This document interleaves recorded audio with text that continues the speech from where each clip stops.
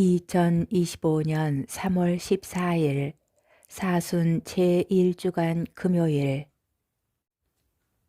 제1독서 에제키엘 예언서의 말씀입니다. 주 하느님께서 이렇게 말씀하신다. 악인도 자기가 저지른 모든 죄를 버리고 돌아서서 나의 모든 규정을 준수하고 공정과 정의를 실천하면 죽지 않고 반드시 살 것이다. 그가 저지른 모든 죄악은 더 이상 기억되지 않고 자기가 실천한 정의 때문에 살 것이다. 내가 정말 기뻐하는 것이 악인의 죽음이겠느냐? 주 하느님의 말이다. 악인이 자기가 걸어온 길을 버리고 돌아서서 사는 것이 아니겠느냐? 그러나 의인이 자기 정의를 버리고 돌아서서 불의를 저지르고 악인이 저지르는 온갖 역겨운 짓을 따라하면 살 수 있겠느냐? 그가 실천한 모든 정의는 기억되지 않은 채 자기가 저지른 배신과 자기가 지은 죄 때문에 죽을 것이다. 그런데 너희는 주님의 길은 공평하지 않다고 말한다. 이스라엘 집안아 들어보아라. 내 길이 공평하지 않다는 말이냐? 오히려 너희의 길이 공평하지 않은 것 아니냐?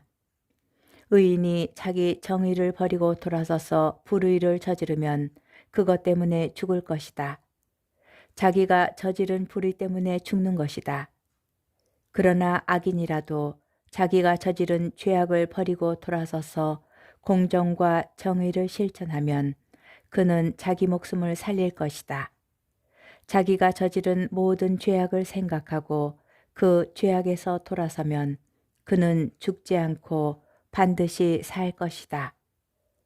주님의 말씀입니다.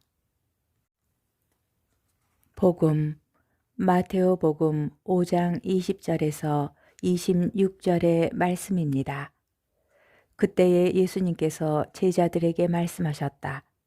너희의 의로움이 율법 학자들과 바리사이들의 의로움을 능가하지 않으면 결코 하늘나라에 들어가지 못할 것이다. 살인해서는 안 된다.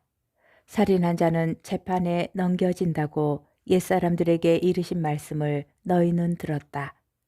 그러나 나는 너희에게 말한다. 자기 형제에게 성을 내는 자는 누구나 재판에 넘겨질 것이다. 그리고 자기 형제에게 바보라고 하는 자는 최고의회에 넘겨지고 멍청이라고 하는 자는 불붙는 지옥에 넘겨질 것이다. 그러므로 내가 제단에 예물을 바치려고 하다가 거기에서 형제가 너에게 원망을 품고 있는 것이 생각나거든 예물을 거기 제단 앞에 놓아두고 물러가 먼저 그 형제와 화해하여라. 그런 다음에 돌아와서 예물을 바쳐라. 너를 고소한 자와 함께 법정으로 가는 도중에 얼른 타협하여라. 그러지 않으면 고소한 자가 너를 재판관에게 넘기고 재판관은 너를 형리에게 넘겨 내가 감옥에 갇힐 것이다. 내가 진실로 너희에게 말한다. 내가 마지막 한 입까지 갖기 전에는 결코 거기에서 나오지 못할 것이다. 주님의 말씀입니다. 오늘의 묵상. 오늘 복음에서 예수님께서는 율법 학자들과 바리사이들의 의로움보다 더 의로워야 한다고 말씀하십니다.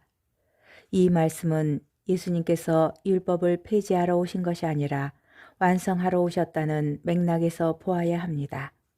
따라서 더 의로워야 한다는 것은 율법을 단순히 지키는 것을 넘어 더 깊이 이해하고 실천하여 완성한다는 뜻에 가깝습니다.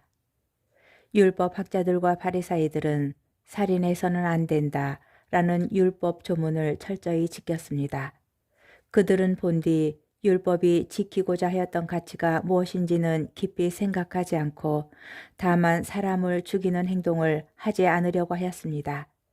그리고 자신은 육체적인 살인을 하지 않았으니 의롭다고 생각하였습니다. 그들은 형제에게 성을 내거나 바보 또는 멍청이라고 부르는 것은 개의치 않았을 것입니다.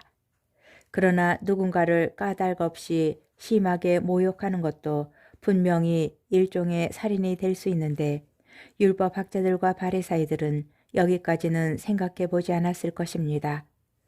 오늘날에도 보이는 것보다 더 깊은 차원을 이해하고자 노력해야 합니다. 율법까지는 아니지만 오늘날의 교회도 신자들이 해서는 안 되는 것들의 목록을 제시합니다. 예를 들어 십계명을 근거로 주일미사는 빠지면 안 된다고 합니다. 이 말 그대로 주일미사에 빠지지 않는 것에만 몰두하고 미사에 다녀와서는 온종일 온갖 걱정과 근심에 쌓여 있다면 어떠할까요? 주일을 거룩히 지내야 한다는 계명의 본뜻은 염두에 두지 않은 것입니다. 주일 미사를 드리며 하느님과의 관계를 돌아보고 새롭게 일주일을 시작할 수 있는 영적 위로와 힘을 얻어가면 좋겠습니다.